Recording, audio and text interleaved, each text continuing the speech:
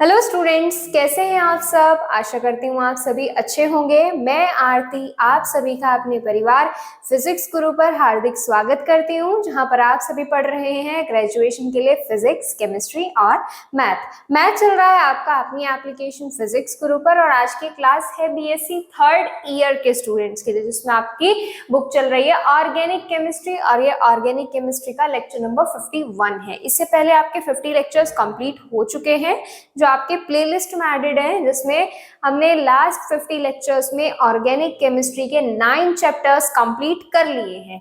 और आज हम इसमें डिस्कस करेंगे लास्ट चैप्टर है जो आपका ऑर्गेनिक केमिस्ट्री का चैप्टर नंबर 10। इसमें हम स्पेक्ट्रोस्कोपी के बारे में डिस्कस करेंगे। तो देखिए, स्पेक्ट्रोस्कोपी जो आपका चैप्टर है ज्यादा बड़ा चैप्टर नहीं है, छोटा सा चैप्टर है, बट इसमें कुछ पॉइंट्स ऐसे हैं जो आपके काफी इंपॉर्टेंट होने वाले हैं। तो स्पेक्ट्रोस्कोपी में क्या है, स्पेक्ट्रोस्कोपी में आपको एक अलग टाइप की स्पेक्ट्रोस्कोपी के बारे में पढ़ना है, जो है आपकी NMR स्पेक्ट्रोस्कोपी। क्या है आपकी NMR स्पेक्ट्रोस्कोपी। अब ये NMR स्पेक्ट्रोस्कोपी क्या है, मैं आपको इसकी फुल फॉर्म बता देती हूँ। स्पेक्ट्रोस्कोपी तो आप जानते हैं, NMR में nuclear stands for N stands for nuclear, M magnetic, R resonance. NMR का मतलब क्या आएगा, nuclear magnetic, nuclear magnetic resonance, nuclear magnetic resonance. तो ये है इसकी फुल फॉर्म। अब इसको लेकर हम स्पेक्ट्रोस्कोपी पढ़ने वाले हैं। तो देखो, इसमें ज्यादा कुछ खास नहीं है। इसमें हमें क्या बताया गया है, मैं आपको बेसिक सी चीज बता देती हूँ। इसमें हम लेते हैं कोई भी एटम और एटम का न्यूक्लियस। क्या लेते हैं, एटम और एटम का न्यूक्लियस। ये देखिए यहाँ पर क्या दिया हुआ है, न्यूक्लियर। क्या दिया हुआ है, न्यूक्लियर। इसमें क्या होता है, कोई भी एटम होता है, एटम का क्या लेते हैं, न्यूक्लियस लेते हैं, जो कैसा रिप्रेजेंट करता है, जो एक मैग्नेटिक फील्ड रिप्रेजेंट करता है। क्या, मैग्नेटिक फील्ड या मैग्नेटिक बिहेवियर रिप्रेजेंट करता है, और फिर वो रेजोनेंस शो करता है। बस यही पढ़ना है हमें, इसमें और कुछ नहीं है।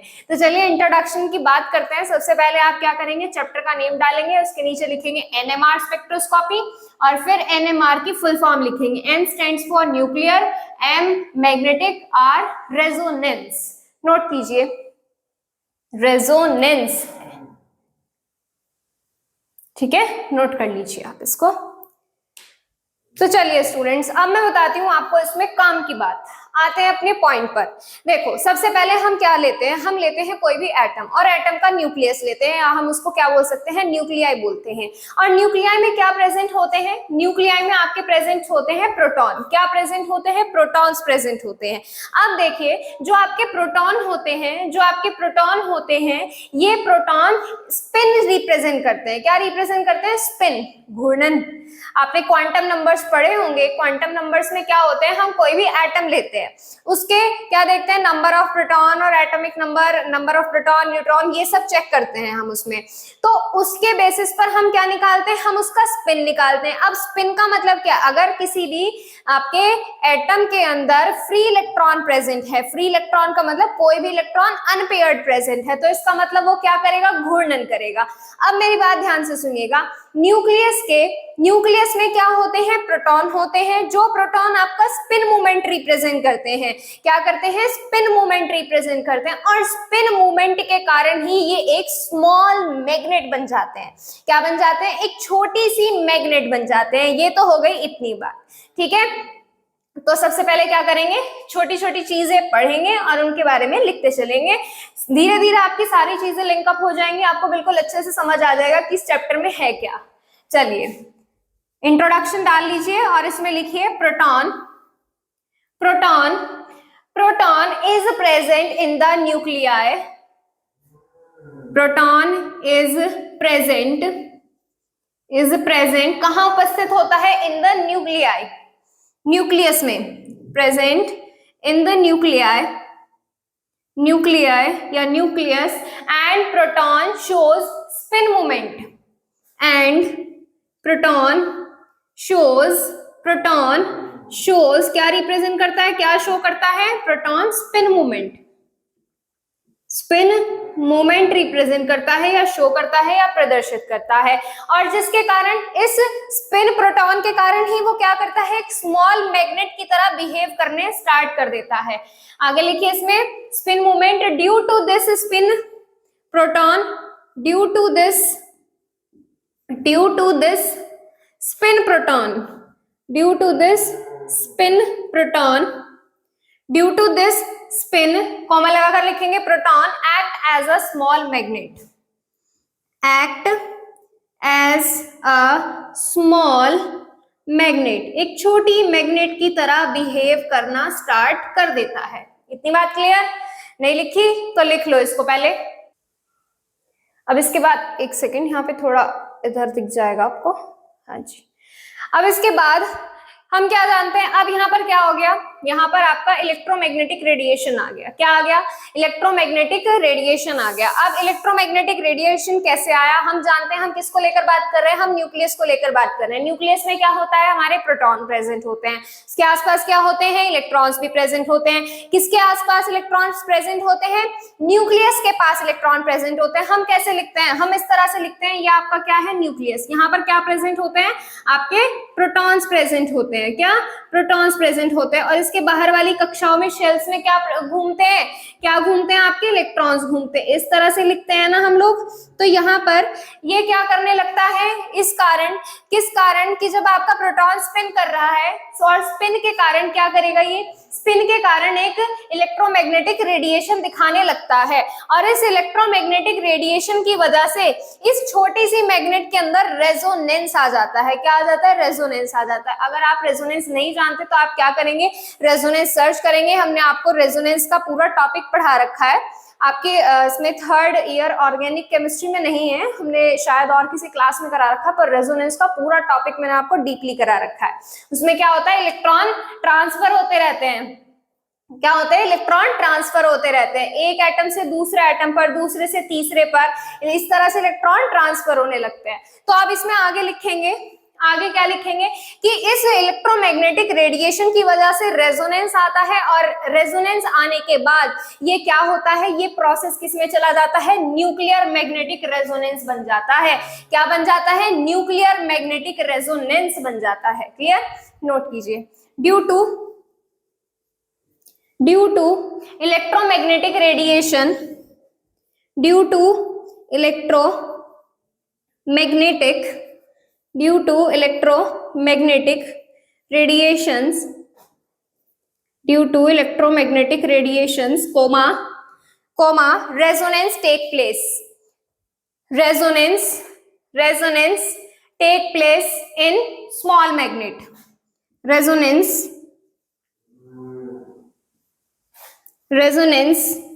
take place in this small magnet,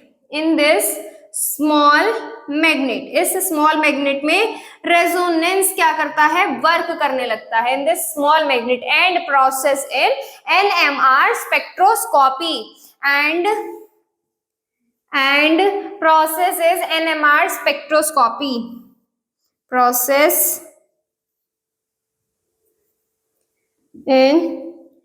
is NMR spectroscopy, और ये जो प्रोसेस होता है NMR स्पेक्ट्रोस्कोपी में आ जाता है। NMR स्पेक्ट्रोस्कोपी, ये हो गई इतनी बात। नोट कीजिए। अब देखो इसके बाद क्या है, हमें ये जानना जरूरी है कि कौन सा एटम NMR एक्टिव होता है और कौन सा एटम NMR इनएक्टिव होता है। मतलब क्या कि कौन से एटम न्यूक्लियर मैग्नेटिक रेजोनेंस दिखाने के लिए एक्टिव होगा, मतलब ये न्यूक्लियर मैग्नेटिक रेजोनेंस दिखा पाएगा। अब देखिए न्यूक्लियर मैग्नेटिक रेजोनेंस दिखाने से मतलब क्या है, बिल्कुल साफ सीधी सी बात है। न्यूक्लियर मैग्नेटिक रेजोनेंस कब आएगा, जब इसमें क्या होगा, मैग्नेटिक फील्ड होगा, यानी कि इलेक्ट्रोमैग्नेटिक इलेक्ट्रोमैग्नेटिक रेडिएशंस होंगे। ऑब्वियस सी बात है, एनएमआर कब शो करेगा कोई भी एटम, जब उसमें क्या होगा, इलेक्ट्रोमैग्नेटिक रेडिएशन होगा या रेजोनेंस होगा, ये दोनों कंडीशन होंगी। अब देखिए रेजोनेंस को हम किससे लिंक अप कर रहे हैं, इलेक्ट्रोमैग्नेटिक रेडिएशन से लिंक अप कर रहे हैं। और इलेक्ट्रोमैग्नेटिक रेडिएशन किस कारण आ रहा है, किस कारण आ रहा है, इस स्मॉल मैग्नेट के कारण आ रहा है। अब ये स्मॉल मैग्नेट कैसे बनी, कैसे बनी, जब आपका प्रोटॉन क्या करेगा, स्पिन करेगा, इस स्पिन के कारण स्मॉल मैग्नेट बनेगी, स्मॉल मैग्नेट के कारण इलेक्ट्रोमैग्नेटिक रेडिएशन आएगा, इलेक्ट्रोमैग्नेटिक रेडिएशन के कारण रेजोनेंस वर्क करेगा और फिर तब ये क्या बनाएगा, ये बनाएगा एनएमआर स्पेक्ट्रोस्कोपी। क्या बनाएगा, NMR, nuclear magnetic resonance spectroscopy बनाएगा। क्लियर है, समझ में आ गई ये बात। बहुत इजी लैंग्वेज में मैं आपको ये चीज समझाने की कोशिश कर रही हूँ, वरना आपकी बुक में इतनी टिपिकल चीजें दी हुई है कि पूरी उम्र लग जाएगी, समझ नहीं आएगी इसको। ठीक है, तो चलो अब इसमें ये बात आ गई इलेक्ट्रोमैग्नेटिक रेडिएशन वाली। अब ये पता करना जरूरी है कि स्पिन कब आएगा, एक्टिव आएगा, कब इनएक्टिव आएगा। देखो मैं आपको एक छोटी सी चीज बताती हूँ, अगर स्पिन की वैल्यू 0 आ रही है, स्पिन की वैल्यू 0 आ रही है, तो इसका मतलब क्या होंगे, प्रोटॉन क्या नहीं कर रहे हैं, घूम नहीं रहे हैं, घूम नहीं रहे हैं, तो एटम कैसा हो जाएगा, एनएमआर इनएक्टिव हो जाएगा। तो कोई भी एटम को एनएमआर एक्टिव करने के लिए उसका स्पिन की वैल्यू 0 नहीं आनी चाहिए। किसकी, स्पिन, और स्पिन में भी किसकी, क्वांटम नंबर की, किसकी, क्वांटम नंबर की। आशा करती हूँ आप सभी क्वांटम नंबर्स पढ़कर आए होंगे, आपके टॉपिक में भी है।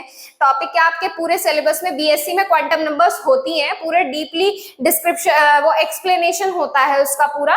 तो उसमें जो स्पिन क्वांटम नंबर है, अगर उसकी वैल्यू 0 आ गई तो कंपाउंड कैसा हो जाएगा, एटम कैसा हो जाएगा, एनएमआर इनएक्टिव हो जाएगा।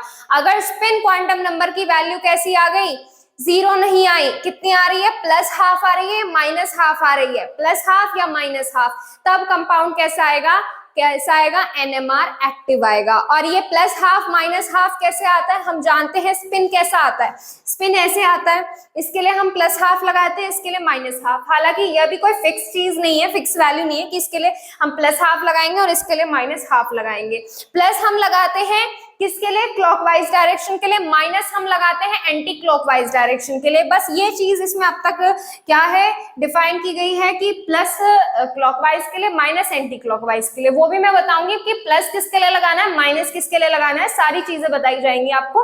फिलहाल हम इतना लिखते हैं, इसमें लिखिए आगे पैराग्राफ चेंज करके, spin quantum number should be more than 0।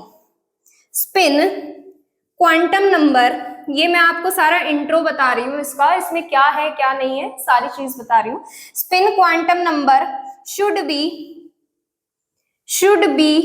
More than 0, 0 से ज्यादा होनी चाहिए। Then NMR active act as magnet, then NMR active act as magnet। ठीक है, पहले आप क्या करेंगे, आप इसको नोट डाउन करेंगे, नोट कीजिए।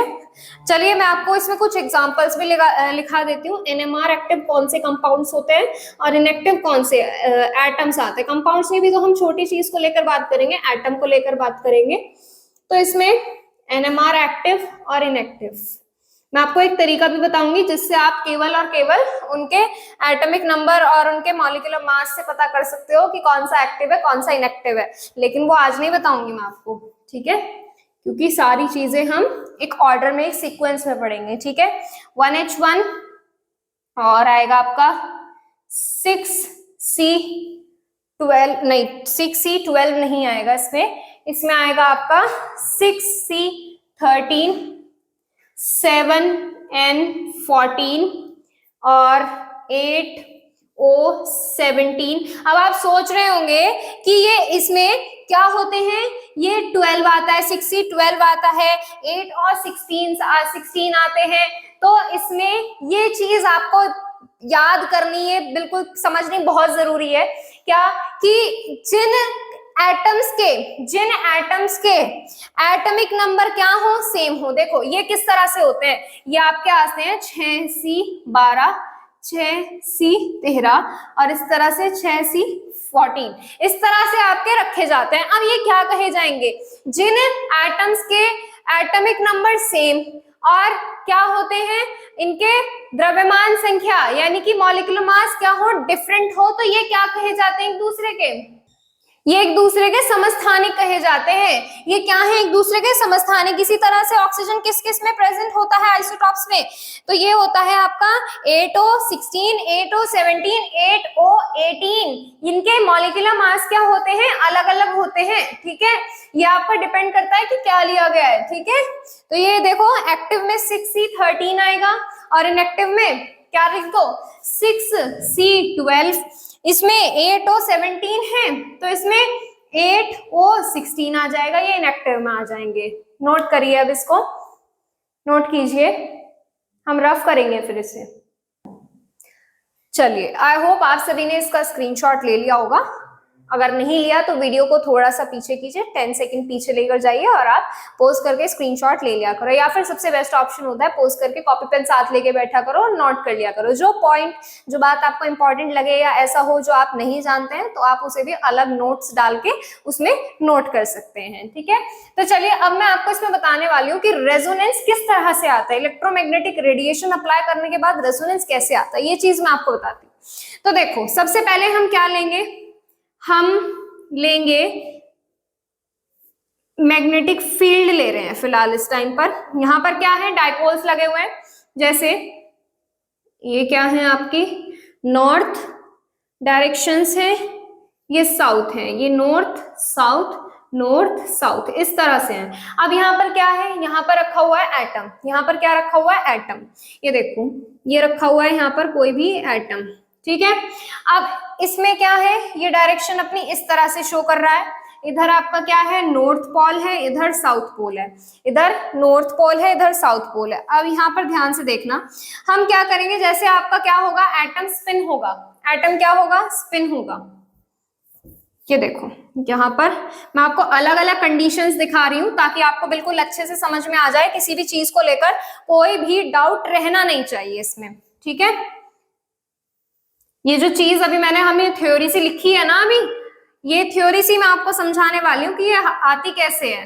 ठीक है, एक हमने मैग्नेटिक फील्ड ये ले लिया, मैग्नेटिक फील्ड के डाइपोल्स हैं ये आपके, जिनके बीच में क्या रखा होगा, आपका एटम रखा होगा। ठीक है, वही आपके नॉर्थ पोल्स, ये आपके नॉर्थ हैं, ये आपका साउथ पोल्स हैं। ठीक है, इसी तरह से ये आपके नॉर्थ पोल्स और ये साउथ पोल्स। अब देखना यहां पर क्या है, पहले आपका एटम रखा हुआ है, जो एटम क्या करेगा, इसके एटम के क्या करेंगे, इलेक्ट्रॉन क्या करेंगे, इलेक्ट्रॉन ने उसका न्यूक्लियस क्या करेगा, स्पिन करेगा। इलेक्ट्रॉन देखिए, एटम पहले ऐसे रखा हुआ था, एटम पहले ऐसे रखा हुआ था, इसमें फ्री इलेक्ट्रॉन है, उसमें क्या है, फ्री इलेक्ट्रॉन है। फ्री इलेक्ट्रॉन रखने के कारण ये ऐसा हो गया।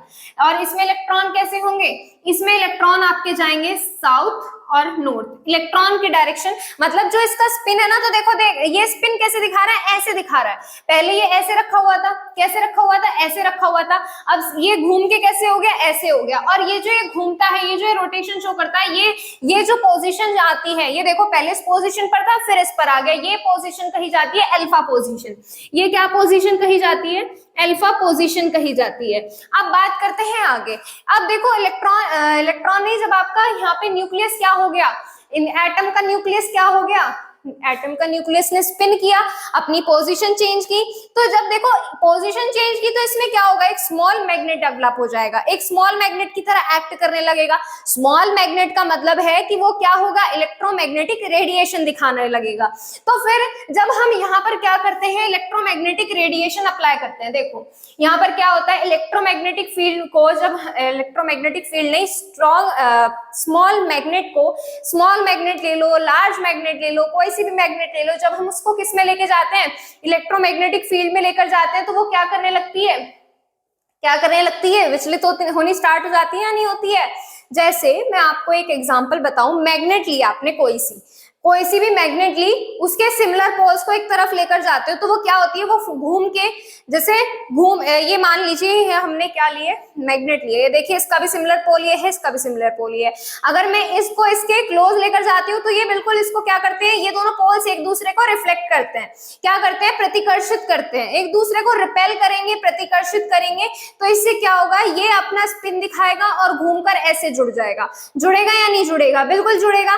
तो मैं क्या कहना चाह रही हूँ, ये है एक स्मॉल मैग्नेट, ये है एक स्मॉल मैग्नेट, ये है इलेक्ट्रोमैग्नेटिक रेडिएशन। जैसे मैं लेकर जा रही हूँ स्पिन दिखाएगा और यहाँ पर ऐसे जुड़ जाएगा और एक मजबूत मैग्नेट बना लेगा। तो ठीक इसी तरह से इसमें होता है, स्मॉल मैग्नेट है, अब इसको हम किस में लेकर जाएंगे, इलेक्ट्रोमैग्नेटिक रेडिएशन में। जैसे मान लीजिए मैं यहाँ पर क्या अप्लाई कर रही हूँ, यहाँ पे मैं अप्लाई कर रही हूँ electromagnetic radiation, EMR, electromagnetic radiation में यहाँ पर अप्लाई कर रही हूँ। तो जिस कारण ये क्या होगा, ये देखो, ये यहाँ से स्पिन करेगा और स्पिन करने के बाद कैसा होगा, स्पिन करने के बाद दूसरी डायरेक्शन में चला जाएगा। कैसे, इस तरह से। ये आ गया इसका साउथ पोल, यहाँ पर नीचे लिख देते हैं, और ये आ गया इसका नॉर्थ पोल। अब ये जो पोजीशन होगी, ये पोजीशन कही जाएगी beta position.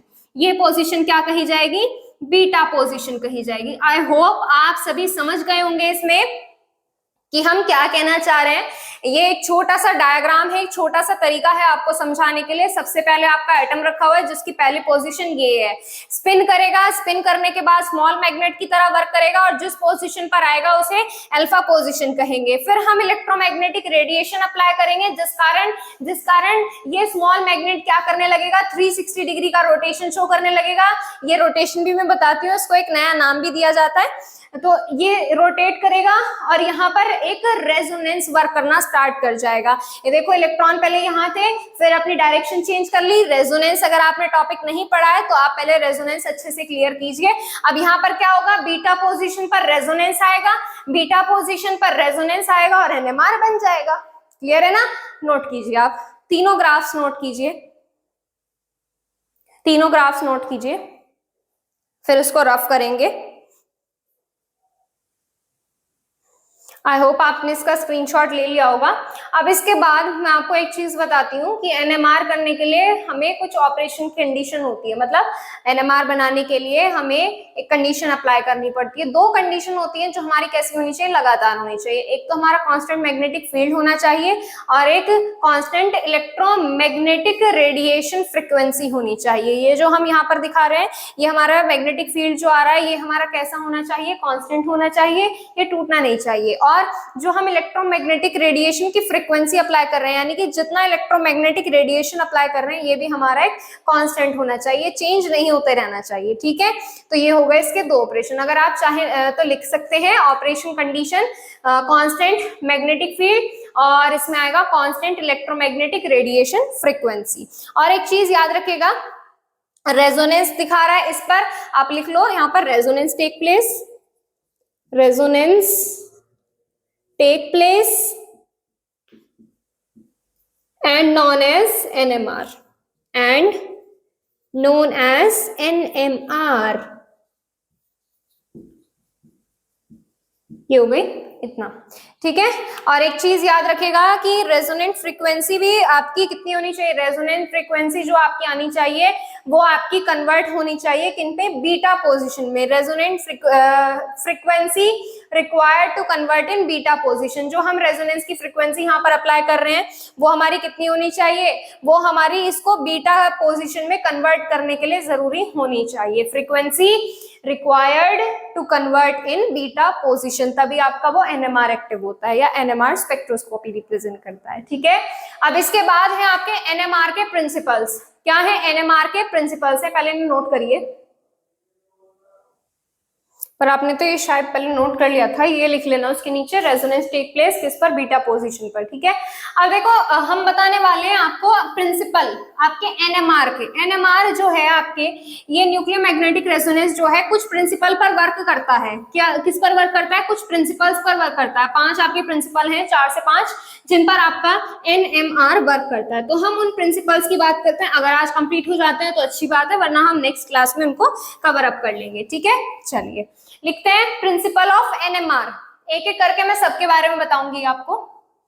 Principal of N M R, ठीक है। सबसे पहला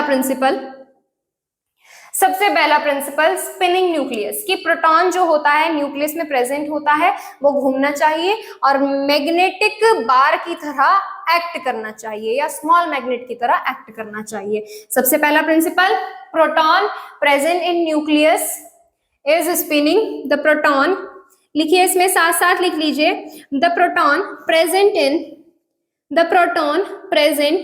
इन nucleus, the proton present in nucleus is spinning and act as a spinning and act as a magnet bar या small magnet bar। ये हो गया एक पॉइंट। कैसे दिखा सकते हैं, जैसे आपका क्या है, ये प्रोटॉन है, कि देखो यहाँ पर कौन सा पोल है, जैसे मान लीजिए नॉर्थ पोल, ये साउथ पोल, ये पहले इस पोजीशन पर है, ये घूमना चाहिए, ये फिर मान लीजिए किस पोजीशन पर आ गया, इस पोजीशन पर आ गया ये प्रोटॉन, ये यहाँ आ गया नॉर्थ साउथ, फिर ये क्या करा और घूमेगा, ये स्पिन दिखाना चाहिए, ये प्रोटॉन और ये यहाँ से आ गया, ये क्या कर रहा है, पहले इस पोजीशन पर था, फिर इस पर था, फिर इस पर था, इस तरह से क्या दिखा रहा है, रोटेशन दिखा रहा है, ये रोटेट कर रहा है, ठीक है। तो ये हो गया फर्स्ट पॉइंट। नेक्स्ट है effect of external magnetic field. जो हम एक्सटर्नल मैग्नेटिक फील्ड अप्लाई कर रहे हैं उसका इफेक्ट के बारे में बताऊंगी मैं आपको। पहले अगर आपने नोट नहीं किया तो नोट कर लो, साथ साथ नोट करते चलोगे। आपको जो किसी भी चीज से रिलेटेड डाउट हुआ करे तो आप कमेंट बॉक्स में मैसेज कर दिया करो। ऐसा नहीं है कि हम आपके कमेंट्स नहीं पढ़ते, कभी ऐसा होता है तो कि थोड़ा डिले हो जाता है, बट आपके कमेंट्स पढ़े जाते हैं और आपके जैसे ही हमें क्वेश्चंस मिलते हैं हम आपके रिप्लाई भी करते हैं। कुछ स्टूडेंट्स इससे बिल्कुल अच्छी तरह से वाकिफ है। तो चलिए नोट कीजिए, सेकेंड पॉइंट बताती हूँ फिर। Second point, effect of external magnetic field. External magnetic field का क्या इफेक्ट होना चाहिए। देखो सबसे पहली मैं चीज आपको बता दूं कि आपका जो प्रोटॉन है वो आपका किससे होना चाहिए, वो आपका जुड़ा हुआ होना चाहिए मैग्नेटिक फील्ड से। Proton well aligned with the magnetic field, aligned होता है गठबंधन। मैं आपको लिखाऊंगी, हिंदी भी लिखाऊंगी, कुछ स्टूडेंट्स की थोड़ी हाथ तंग होता है इंग्लिश में, उनके लिए हम थोड़ा कॉपरेट कर सकते हैं, तो कर ही सकते हैं हम। प्रोटॉन वेल अलाइंड मतलब गठबंधन विद मैग्नेटिक फील्ड, किसके साथ, मैग्नेटिक फील्ड के साथ, with magnetic field. Second point कि जो आपका प्रोटॉन होगा वो मैग्नेटिक फील्ड का अपोज भी करेगा। कैसे करेगा बताऊंगी अभी। इसमें फर्स्ट पार्ट डालना, second part, proton will oppose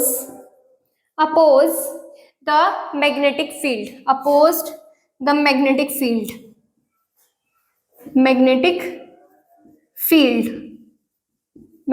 field कैसे करेगा अभी बताऊंगी। देखो एक ग्राफ बनता है जो कैसा होता है, देखो यहां पर क्या है, ये है आपका मैग्नेटिक फील्ड को बीओ से रिप्रेजेंट करते हैं, बीओ से, तो ये आ गया मैग्नेटिक फील्ड आ गया। अब देखिए जैसे यहाँ पर क्या है, ये इसकी डायरेक्शन शो कर रहा है, नॉर्थ पोल है, ये साउथ पोल है, ठीक है। अब देखो इसमें क्या होता है, जैसे मान लो प्रोटॉन है यहाँ पर, इसकी डायरेक्शन कैसी है, ये नॉर्थ पोल है, ये क्या है, साउथ पोल है। अब देखो ये क्या करेगा, ये मैग्नेटिक फील्ड से क्योंकि जुड़ा हुआ है, इस मैग्नेटिक फील्ड से जुड़ा हुआ है, तो ये यहाँ पर क्या करेगा, प्रोटॉन मैग्नेटिक फील्ड का अपोज भी तो करेगा। भाई यहाँ पर ये क्या दिखा रहा है, ये डायरेक्शन ही तो दिखा रहा है कि ये किस डायरेक्शन में मूव करेगा, मैग्नेटिक फील्ड से जुड़ा हुआ है तो ये इसका अपोज भी करेगा। देखो जैसे नॉर्थ पोल साउथ पोल, अब इसके अपोजिट आएगा, जैसे यहाँ पर मान लीजिए एक बार स्पिन करके ऐसे आ गया, ये नॉर्थ पोल डाउन आ गया, साउथ पोल इधर आ गया। अब ये फिर से रोटेट करके जैसे मान लीजिए पहले इधर से इधर आया, फिर इधर से वापस चला गया, तो यहाँ पर क्या आएगा, यहाँ पर फिर से मान लीजिए ये आ गया नॉर्थ पोल और ये आ गया साउथ पोल। इस तरह से। ये होता है मैग्नेटिक फील्ड का एक्सटर्नल मैग्नेटिक फील्ड। ये देखो, ये हमने खुद से अप्लाई किया ना, ये आपका मैग्नेटिक फील्ड है, ये हमने खुद से अप्लाई किया है ना, तो ये इसका इफेक्ट होता है। ठीक है, तो इफेक्ट के एक्सटर्नल मैग्नेटिक फील्ड जब हम अप्लाई करते हैं तो इससे क्या होता है, इसका ये स्पिन करना स्टार्ट कर देता है। Point number 2 complete. Next point number 3। Point number 3, precessional motion. अब ये प्रोसेशनल मोशन क्या होता है? देखो, प्रोसेशनल मोशन एक स्लो मोशन होता है, धीमी गति होती है। धीमी गति किसकी होती है? प्रोटॉन के घूमने की। किसकी? प्रोटॉन के घूमने की। इस चीज का आप क्या कर लीजिए, नोट कर लीजिए कि प्रोसेशनल मोशन क्या होता है, एक स्लो रोटेशन होता है। किसका? प्रोटॉन का। यानी कि न्यूक्लियस में जो प्रोटॉन होंगे वो कैसे होंगे? धीमे धीमे धीमे धीमे रोटेट करेंगे। तीसरा, प्रोसेशनल मोशन। प्रोसेशनल मोशन लिख लो इसको, स्लो रोटेशन। ठीक है, अब इसमें चलो लिख ही लेते हैं थोड़ा तो। Proton will be showing precessional motion due to interaction of spin and gravitational force of earth. लिखो इसमें, proton will be showing, proton will be showing precessional motion, precessional होता है ये, precessional motion,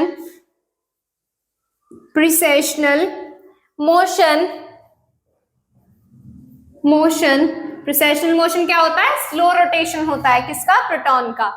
motion due to interaction of spin, due to interaction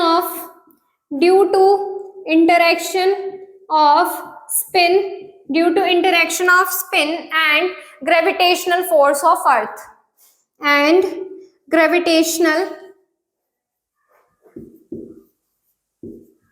force of earth. बताती हूँ, समझाऊंगी इसको भी। Gravitational force of earth. देखिए यहां पर क्या होता है, कोई भी चीज है, कोई भी एटम है, कोई भी एलिमेंट है, कोई भी कंपाउंड है, कोई भी कॉम्प्लेक्स है, कोई भी चीज है, आप हैं, हम हैं, कोई नॉन लिविंग थिंग है या लिविंग थिंग है, वो कहाँ पर प्रेजेंट होती है? अर्थ पर प्रेजेंट होती है। जैसे हम मान लीजिए हम अपनी धरती पृथ्वी की बात कर रहे हैं, वो कहाँ प्रेजेंट होती है? अर्थ पर। अर्थ का क्या होता है? अपना एक ग्रेविटेशनल फोर्स होता है जो चीजों को क्या करता है? अपनी तरफ पुल करता है। जैसे मान लीजिए मैंने मार्कर छोड़ा, ये कहाँ जाकर गिरेगा? फ्लोर पर, जहां पर कैसा होता है? जहां पर फोर्स लगा होता है। कैसा फोर्स होता है? Gravitational force. जो कैसा होता है? ये देखिए, मैंने छोड़ा, नीचे आके गिराना है यहाँ पर ये, तो इसका मतलब क्या है कि एक फोर्स है, ग्रेविटेशनल फोर्स है। अब देखो, प्रोटॉन जो होगा एक प्रोसेशनल रोटेशन मोशन शो करेगा, धीमा धीमा घूमेगा। क्या करेगा? धीमा धीमा घूमेगा। किसके कारण? स्पिन के इंटरेक्शन के कारण और ग्रेविटेशनल फोर्स के कारण, जो फोर्स अर्थ उस पर लगा रही है। जैसे मान लीजिए कोई भी चीज है, जैसे ये देखिए यहाँ पर क्या है? ये चीज है, ये हमारी क्या होगी? ये हमारी ऐसे ऐसे ऐसे रोटेट करेगी। ये ग्रेविटेशनल फोर्स की तरफ मूव कर रही है तो ये आसानी से रोटेट करेगी। वहीं अगर हम क्या करते हैं? ऐसे करते हैं तो क्या लगता है? इसको फोर्स लगता है। तो यहाँ पर क्या होता है? रोटेशन होता है, और फिर इसके बाद से जो रोटेशन होता है वो थोड़ा सा कैसा हो जाता है? स्लो हो जाता है। थोड़ा सा कैसा होता है? स्लो हो जाता है। जैसे आपने वो देखिए, जो राइड्स होती हैं बड़े बड़े, मुझे नाम याद नहीं आ रहा उसको, वो ट्रैक्स लगे होते हैं और उस पर कार आती है, उसमें बैठे रहते हैं लोग। तो उसमें क्या होता है? जब वो राइड जो होती है, जो वो ट्रेन सी होती है कुछ ऐसी, तो उसमें जब वो ट्रैक पर ऊपर की तरफ जाती है तो वो ऑटोमेटिकली कैसी हो जाती है? स्लो हो जाती है। वही जब ऊपर से नीचे की तरफ आती है तो उसकी स्पीड कैसी हो जाती है? फास्ट हो जाती है ना। ठीक इसी तरह से, ठीक है। तो यहाँ पर क्या होगा? यहाँ पर रोटेशन के लिए एक एनर्जी अप्लाई करनी पड़ेगी। क्या करनी पड़ेगी? एनर्जी अप्लाई करनी पड़ेगी। तो यहाँ पर जो एनर्जी होगी वो किसके इक्वल आ जाएगी? वो इक्वल आ जाएगी एच न्यू के। बताऊंगी यहाँ पर क्या है। तो इसमें आगे लिखो, energy of reorientation of magnetic dipole. Reorientation पुनर्अभिविन्यास होता है। ओरिएंटेशन, अभिविन्यास। orientation of magnetic dipole, magnetic dipole E is equal to h new. कितना होता है? E is equal to delta E is equal to h new. h क्या है? Planck's constant है। न्यू क्या है? रोटेशनल फ्रीक्वेंसी है। ठीक है, तो यहाँ पर ये हो गई इतनी बात। अब इसके बाद है आपके प्रिसेशनल फ्रीक्वेंसी है, एनर्जी ट्रांजिशन है, ये सारी चीजें हैं। अभी इसके प्रिंसिपल कंप्लीट नहीं हुए हैं, 2 पॉइंट्स और हैं इसके, वो हम करेंगे नेक्स्ट टर्न पर। फिर उसके बाद स्पिन क्वांटम नंबर है, किसकी 0 आएगी, किसकी 1 आएगी। मैंने एक ट्रिक बताई थी ना कि आप एटॉमिक नंबर से और उसके मॉलिक्यूलर मास से फाइंड आउट कर सकते हैं कि कौन एनएमआर एक्टिव होगा, कौन इनएक्टिव होगा, तो ये भी मैं आपको बताऊंगी। पर ये सारी चीजें आपको कराई जाएंगी नेक्स्ट टर्न पर। आज हम करेंगे इसमें इतना ही। अगर आपके किसी भी चीज से रिलेटेड कोई भी क्वेश्चन है, अगर इस टॉपिक से रिलेटेड कुछ भी पूछना चाहते हैं, तो सिर्फ आप कमेंट बॉक्स में मैसेज कर लीजिए, इससे क्या होगा। और हाँ, एक चीज मैं आपको बताना चाहती हूँ, जो आपके जेन्युइन क्वेश्चन हुआ करें सिर्फ वही मैसेज किया करो, अदरवाइज मत करो। स्ट्रिक्टली नो है इस चीज के लिए। अब देखिए, अगर क्लास, सिलेबस या किसी और चीज से रिलेटेड कोई भी क्वेश्चन है, इंस्टाग्राम पर कर सकते हैं। इंस्टाग्राम आईडी है physics_guru_India। आपके जो भी क्वेश्चन हैं आप यहाँ पर मैसेज कर सकते हैं। और टेलीग्राम चैनल ज्वाइन करने के लिए प्ले स्टोर से टेलीग्राम इंस्टॉल कीजिए, उस पर अपनी आईडी बनाइए और सर्च करेगा फिजिक्स गुरु इंडिया, आपको चैनल मिल जाएगा जहाँ पर आप ज्वाइन हो सकते हैं। डेली क्लासेस के नोटिफिकेशन लिंक और टाइमिंग के साथ आपको टेलीग्राम पर भेज दिए जाते हैं, आप वहां से अपनी क्लास लिंक पर टैप करके ज्वाइन कर सकते हैं। तो चलिए स्टूडेंट्स, मिलते हैं नेक्स्ट टर्न पर इस टॉपिक को आगे कंटिन्यू करने के लिए। आज के लिए बस इतना ही। Thank you so much.